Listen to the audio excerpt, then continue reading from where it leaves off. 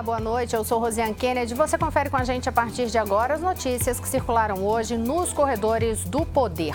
O Ministério da Segurança Pública coordena a mega operação de combate à pedofilia. Mais de 250 pessoas já foram presas. E texto da lei que cria o Sistema Único de Segurança é encaminhado para sanção presidencial. Os detalhes você confere com a gente a partir de agora aqui, diretamente de Brasília, pela TV Brasil, pela Rádio Nacional e emissoras públicas de todo o país. Já inicia o noticiário hoje falando desta mega operação de combate à pedofilia, que já prendeu mais de 250 pessoas. Uma operação foi coordenada pelo Ministério Extraordinário da Segurança Pública, mas envolve aí a atividade de polícias em várias unidades da federação. Quem tem os detalhes para a gente é Jéssica Gonçalves. Boa noite, Jéssica. Boa noite, Rosiane. O Ministério Extraordinário da Segurança Pública deflagrou hoje a segunda fase da Operação Luz na Infância, que combate a exploração sexual de crianças e adolescentes. Mais de 2.000 policiais civis do Distrito Federal e de 24 estados participaram da ação, cumprindo mais de 500 mandados de busca e apreensão de arquivos com conteúdos relacionados a crimes de exploração sexual contra crianças e adolescentes. 251 pessoas foram presas em flagrante até o momento. Elas são suspeitas de disseminar pornografia infantil na internet. Os alvos foram identificados pela Diretoria de Inteligência da Secretaria Nacional de Segurança Pública com base em dados coletados na internet. O ministro da Segurança Pública, Raul Jungmann, afirmou que mais de 1 milhão de arquivos, entre fotos, vídeos e outros documentos, foram analisados antes da operação ser deflagrada. Segundo o ministro, essa é a maior ação integrada de polícias judiciárias civis em todo o Brasil. É a maior operação já realizada no Brasil e é também a maior operação já realizada no mundo em um único dia na repressão de crimes de abusos sexuais contra crianças e adolescentes.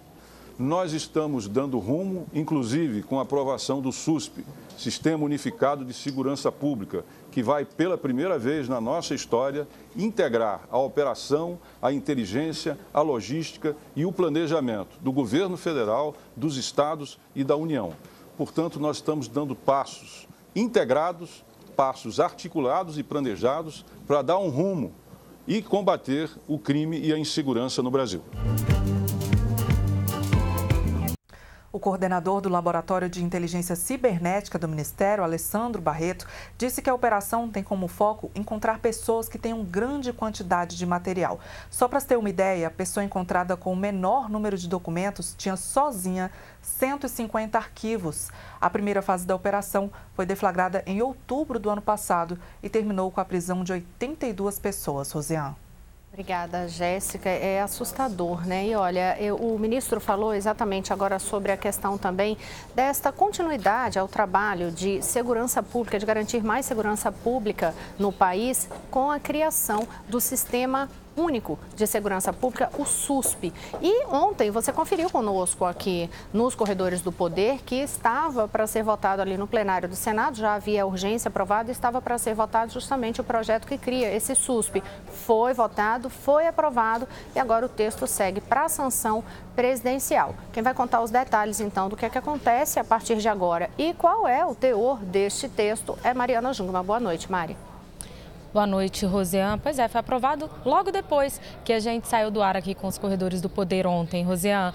O texto foi aprovado em votação simbólica, o que demonstra aí, então, uma certa unidade do plenário do Senado em torno dessa proposta, embora tenha acontecido ali ao longo das discussões uma divergência em torno da inclusão do sistema socioeducativo voltado para adolescentes dentro desse sistema integrado, né, de segurança pública, mas embora tenha acontecido essa divergência nos debates, na questão mais ampla, o projeto foi aprovado e ele foi aprovado, então, no fim das contas também sem emendas, como você disse, segue para a sanção presidencial. Hoje, inclusive, o presidente do Senado, Onísio Oliveira, disse que essa era uma matéria que havia grande expectativa da sociedade pela aprovação dela e que o texto busca o enfrentamento da violência não apenas pela força, mas também pela inteligência, e uma das formas de se enfrentar pela inteligência inteligência, por exemplo, é uma unificação, por exemplo, na formação das polícias que vai acontecer a partir de agora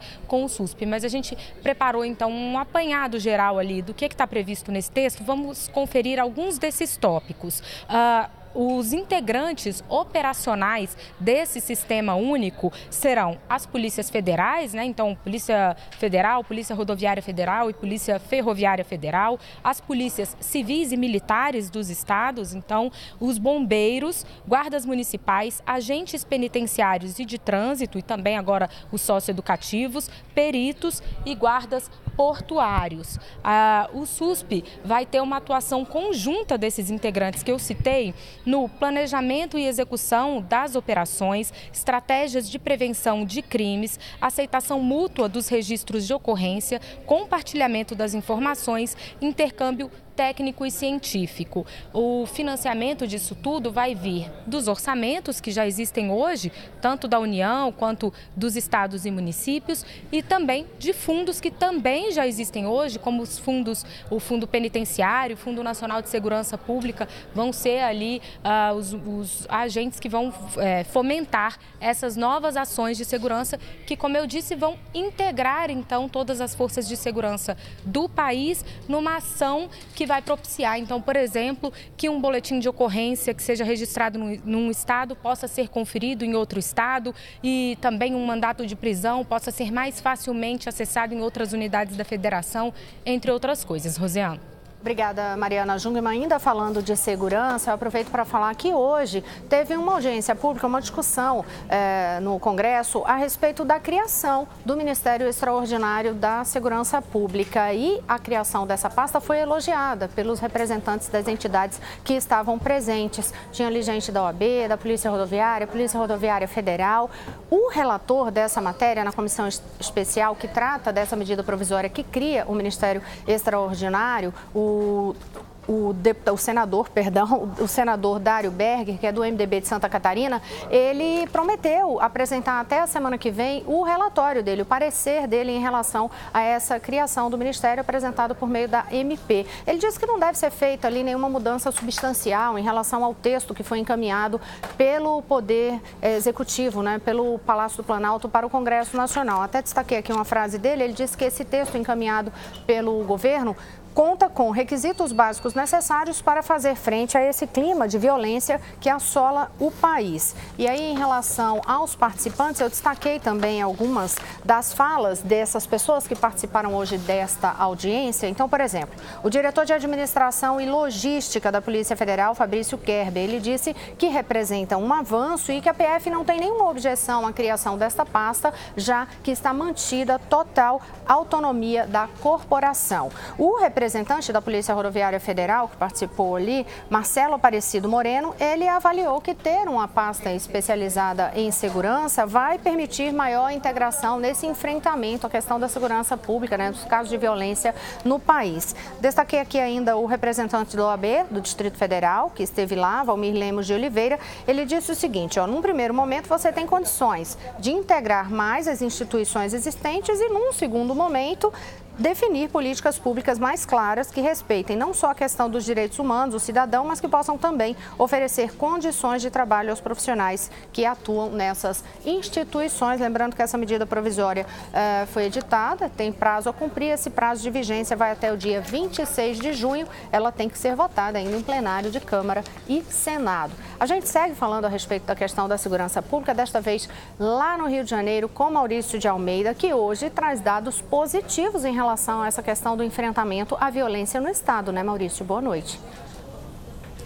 Olá, Rosiane, boa noite. Na semana em que a Intervenção Federal completou 3 meses, o Instituto de Segurança Pública divulgou números que têm dados positivos sobre o trabalho das Forças Armadas. Pela primeira vez no ano, o número de carros roubados apresentou uma queda no mês de abril, quando fazemos a comparação com abril do ano anterior. Foram 234 carros roubados a menos. Quando a comparação é com março desse ano, o número é ainda melhor, são 701 veículos a menos roubados. Na relação de roubo de cargas, de abril de 2018 com abril de 2017, foi uma queda de 140 casos. Já o roubo de pedestres, que inclui assaltos em ônibus e também roubos de celulares, entre outros roubos, apresentou uma queda substancial. Foram 1.597 casos a menos. O dado negativo é que aumentou o número de pessoas mortas em ações da polícia, uma alta que passou de 80 para 101 em abril desse ano. Mas o ministro da Segurança, Raul Jungmann, já tinha alertado que possivelmente esse número iria aumentar, já que o enfrentamento está maior. Com maior enfrentamento, os criminosos reagem e acabam acontecendo mais mortes, infelizmente. E o porta-voz do Gabinete da Intervenção anunciou para os próximos dias que uma nova comunidade vai ser ocupada aqui no Rio de Janeiro, da mesma forma que aconteceu na Vila Kennedy. Ele não quis adiantar que comunidade vai ser essa, se vai ser na capital ou em outra região do estado. E na última operação realizada ontem, em Niterói, 6 pessoas foram presas pelas Forças Armadas. Agora, para encerrar, uma boa notícia. Aquela história do bebê de 6 meses de idade que foi atingido por uma bala perdida no colo da mãe na porta de um colégio na zona sul do Rio de Janeiro, terminou com um final feliz. A criança recebeu alta e já está em casa, recebendo o carinho dos pais e do irmão. Rosiane. Obrigada, Maurício. Que bom que você pôde trazer essa notícia hoje. Olha, um outro assunto hoje chamou atenção aí em toda esta área de poder no país. O Ministério Público denunciou brasileiros suspeitos e acusados de participarem de uma tentativa de organizar um ato terrorista no Brasil. Quem tem os detalhes para a gente é a Jéssica Gonçalves. Pois é, Rosiane, o Ministério Público Federal em Goiás denunciou 11 brasileiros por promoverem o Estado Islâmico e planejarem ataques no país. Em conversa interceptada pela polícia, um dos denunciados sugere um atentado no Carnaval do Rio de Janeiro. De acordo com o Ministério Público, o grupo tentou recrutar menores de idade para possíveis ataques no Brasil. As investigações começaram em 2016, após alerta de autoridades espanholas sobre a presença de números de telefones brasileiros em grupos do WhatsApp para promoção, organização ou integração do Estado Islâmico. Rosiane. Obrigada, Jéssica Gonçalves. Um outro assunto que diz respeito à questão de violência. Hoje esse bloco aí tão focado nessa questão de violência, porque a gente sabe que é um assunto que tem mobilizado mesmo o poder em várias instâncias e há essa necessidade sim. E a gente sabe dos casos de violência contra a população LGBTI. Hoje teve uma audiência pública no Congresso Nacional para, inclusive, endurecer a pena nos casos de homicídios que atinjam essas pessoas. Mariana Jungmann acompanhou, tem detalhes aí sobre o tom do debate, né, Mariana, e sobre esse andamento em relação a esse projeto que torna o crime hediondo, esse homicídio de população LGBT. Rosiane, aconteceu na Comissão de Direitos Humanos e Minorias aqui da Câmara dos Deputados. Foi uma audiência pública para debater justamente a pauta legislativa, né, em torno desse tema. Um dos principais assuntos dessa pauta é um projeto de lei que existe aqui que procura tornar hediondo o crime de assassinato de pessoas LGBT e esse projeto de lei é conhecido aqui como Projeto Dandara, né? Lei Dandara, porque faz menção à travesti Dandara Santos, que foi assassinada em fevereiro do ano passado no Ceará.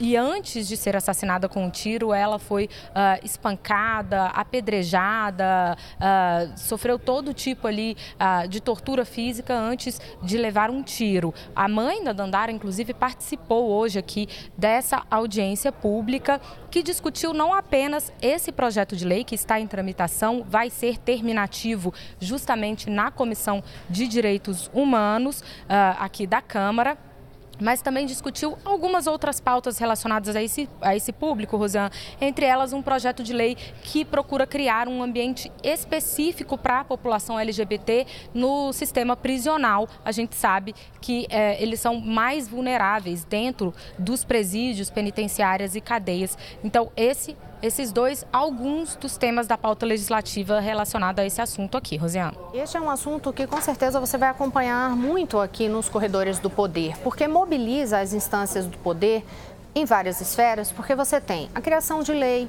enfrentamento da questão da violência, a área de poder que precisa atuar na questão dos direitos humanos. Aí os casos terminam parando na justiça. É preciso fazer um enfrentamento em relação a esse preconceito e a esses casos de agressão à população LGBTI. É preciso fazer esse enfrentamento em vários setores, né, com várias frentes de atuação, inclusive na parte educacional, para que esse trabalho venha com esse apoio de poder público, já desde as escolas, para que essas pessoas sejam orientadas e não manifestem esse tipo de situação aí, cometam crimes que agora, com essa proposta, pode virar crime hediondo. A gente vai mudar de assunto agora para conferir destaques da Agência Brasil. A gente sabe que são muitos destaques naquele site novo, lindo, maravilhoso. Carolina Pimentel, hoje eu estou apresentando aqui nos Corredores do Poder, na verdade nos corredores da EBC, estou aqui na televisão. E, Carol, quais são os destaques aí que você traz para a gente? Porque a agência hoje está com um noticiário assim super intenso e super variado. Super variado, boa noite para você. Bom que você está aqui com a gente. Bem, a gente vai começar falando dessa questão de combate à violência contra homossexuais, né? Esse combate à homofobia. Um ato organizado por órgãos da Prefeitura do Rio de Janeiro vai reunir hoje militantes lésbicas, gays, bissexuais, travestis e transexuais nos arredores da Cinelândia. O local, que fica próximo à Câmara Municipal, foi batizado de Quarteirão Cultural Marielle Franco. E a manifestação está prevista para começar daqui a pouco, no início da noite, e marca o Dia Internacional de Combate à LGBTfobia. Segundo o Grupo Gay da Bahia, a programação vai lembrar também os 9 casos de LGBTs que foram mortos este ano no Rio de Janeiro, incluindo a vereadora Marielle Franco e a universitária Mateusa. Estão previstas também atividades culturais. Agora eu vou falar um pouco de saúde. A Secretaria de Saúde do Distrito Federal confirmou um registro de um caso de meningite em um estudante de uma escola particular aqui de Brasília. De acordo com a Secretaria, uma equipe de vigilância foi ao colégio, que fica na região central da capital, e tomou as medidas de profilaxia junto a profissionais e colegas que tiveram contato com esse estudante. De acordo com o Ministério da Saúde, a meningite é um processo inflamatório das membranas que envolvem o cérebro e a medula espinhal. E entre os sintomas estão febre, dor de cabeça, vômitos, rigidez na nuca e manchas vermelhas na pele. Ao perceber esses sinais de meningite, é preciso procurar o serviço médico rapidamente. A nossa reportagem entrou em contato com a direção do colégio, mas o colégio preferiu não se manifestar sobre esse caso. Agora vou falar de agricultura, na verdade, né? Vamos começar a falar de agricultura. Outra notícia é que produtores da agricultura familiar vão ter facilidade de financiamento na compra de motocicletas a partir de 1º de julho. Um acordo de cooperação técnica para esse crédito foi assinado hoje em São Paulo entre o governo federal e a Associação Brasileira dos Fabricantes de Motocicletas. A Secretaria Especial de Agricultura Familiar e do Desenvolvimento Agrário informou que essa linha de crédito vai ficar em vigor até o dia 31 de dezembro de 2021. E o crédito para a compra de motos vai ser disponibilizado pelo Programa Nacional de Fortalecimento da Agricultura Familiar, que é uma linha do Banco do Brasil. Mais informações no nosso site, agenciabrasil.ebc.com.br. Fica o convite, hein? Visita lá. E no próximo bloco você confere várias informações com a gente que circularam nos corredores do Poder Judiciário. Daqui a pouquinho eu volto já.